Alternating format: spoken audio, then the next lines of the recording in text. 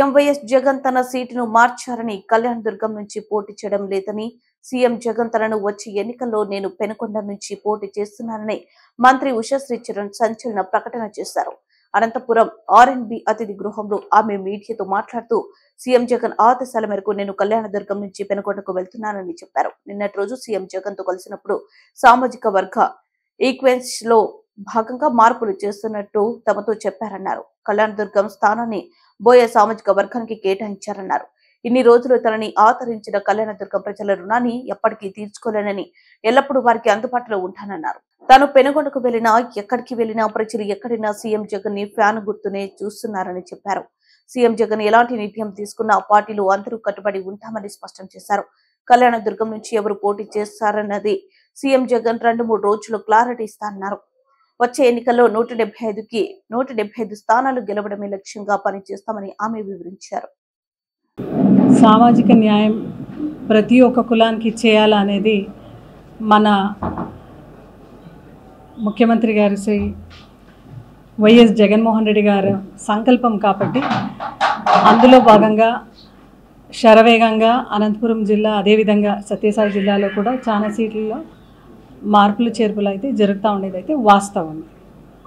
So ఎందుకు ఇది చేసుకుంటున్నామంటే, ఒక ముఖ్యమంత్రి గారు ఎప్పుడు చెప్తుంటారు, నా బీసీ, నా ఎస్సీ, నా ఎస్టీ, నా మైనారిటీస్, ఈ ఒక సామాజికంగా పరిపూర్ణంగా ప్రతి కులానికి కూడా ఒక రిప్రజెంటేషన్ ఉండాలి. ఎక్కువగా కులాలు ఎక్కడున్నారో అక్కడ సామాజిక న్యాయం కోసం ఈరోజు ఈ మార్పులు అయితే జరుగుతున్నాయి.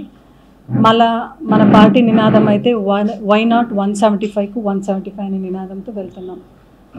ప్రజా సంక్షేమం కొరకు, అదేవిధంగా the weaker and the downtrodden sections ఎవరైతే ఉన్నారో, ద వీకర్ సెక్షన్స్ ఎవరైతే ఉన్నారో అందరూ కూడా మళ్ళీ జగనన్నే రావాలి అని ప్రతి ఒక్కరు కోరుకుంటున్నారు. కాబట్టి ఖచ్చితంగా ఇది మన బాధ్యత.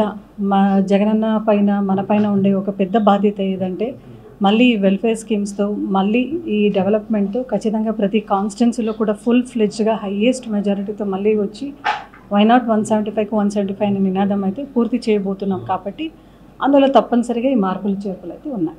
ముఖ్యమంత్రి గారి ఆదేశం మేరకు కళ్యాణదుర్గంలో వాల్మీకి సామాజిక వర్గానికి చోటు కల్పించాలి అనే ఒక నేపథ్యంలో ఈరోజు పెనుకొండలో నన్ను పోటీ చేయమని అంటున్నారు.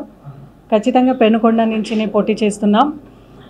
డెఫినెట్గా ఏదైతే ఈ కళ్యాణదుర్గం నియోజకవర్గంలో నా రాజకీయ ప్రస్థానం అయితే ఖచ్చితంగా కళ్యాణదుర్గంలోనే 2014లో జరిగింది. అపోజిషన్లో ఉంటూ మళ్ళీ రూలింగ్లో వచ్చి కళ్యాణదుర్గం ప్రజలందరూ కూడా భారీ మెజారిటీతో గెలిపించినారు. వాళ్ళందరికీ కూడా ఎప్పుడు కూడా నేను మనస్పూర్వకంగా వాళ్ళకి ఎప్పుడు కూడా కృతజ్ఞతలాగా ఉంటాను.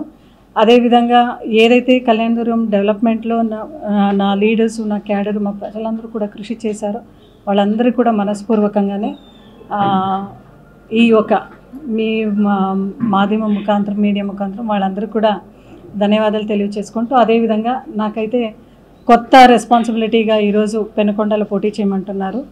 అధిష్టానం ఏమి చెప్పినా దానికి కట్టుబడి ఉంటూ ఖచ్చితంగా మేమందరూ కూడా మా జగన్ సార్ ఏదైతే చెప్తారో, మా ముఖ్యమంత్రి గారు ఏదైతే చెప్తారో దానికి అందరూ కూడా కట్టుబడి ఉంటూ చాలా సంతోషంగానే ఈ కొత్త బాధ్యతను తీసుకుంటూ, మళ్ళీ ఏ కాన్స్టిట్యున్సీలో మాకు పోటీ చేయమంటారో, ఏ జవాబుదారీ ఇస్తారో దాన్ని ఫుల్ ఫ్లెడ్జ్గా 100కు 100% మనం చేసుకొని వస్తాం. ఎందుకంటే మనం నమ్మిండే సిద్ధాంతం జగనన్న, భగవంతుడు, ప్రజలు, కష్టం, ఇదే సిద్ధాంతం.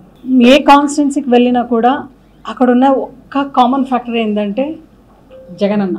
గ్రౌండ్ లెవెల్లో ప్రతి ఒక్క గడపలో కూడా ప్రతి ఒక్కరు ఎదురు చూస్తూ ఉండేది జగనన్న మళ్ళీ సీఎం కావాలి అని.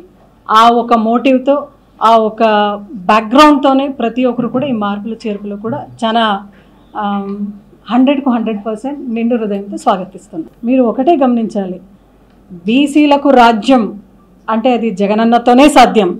మనం చెప్పేది ఒకటే, ఈ మార్పులు చేర్పులు అయితే చాలా నిండు హృదయంతో స్వాగతిస్తున్నాము. 100% క్యాడర్ ఎక్కడున్నా కూడా